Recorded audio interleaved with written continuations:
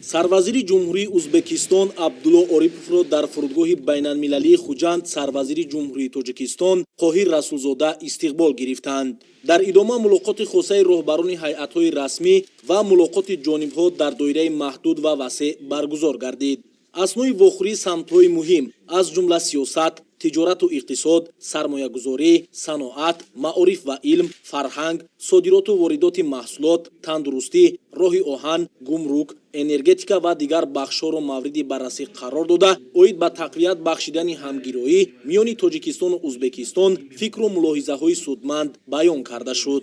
تأکید گردید که در دایره هدف‌های سازنده و دوربینانه اساسگزار صلح و وحدت ملی، پیشوای ملت، پرزیدنت جمهوری تاجیکستان محترم امامعلی رحمان و پرزیدنت جمهوری ازبکستان محترم شوکت میرزیوف رابطه دوستی میان این دو کشور افزوده در این سمت دستاوردهای نظررس روی کار آمد.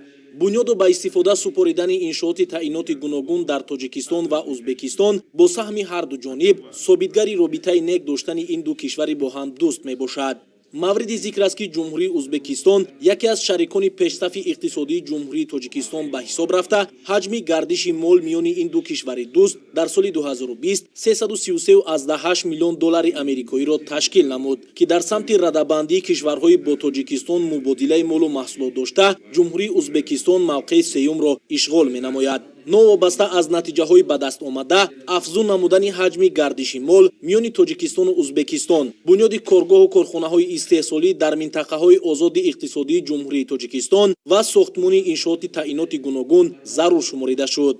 ذکر کرده شد که در سمت رونق بخشیدن همکاری ها میان تاجیکستان و ازبکستان 29 سازشنامه و شرطنامه نوی همکاری در بررسی قرار دارد. وابسته به استفاده امکانیت های تا حال استفاده نشده میان جمهوری تاجیکستان و جمهوری ازبکستان از نهادهای وکالتدار طلب کرده شد که در این سمت هرچه زودتر چاره‌های تأخیرناپذیر اندیشند.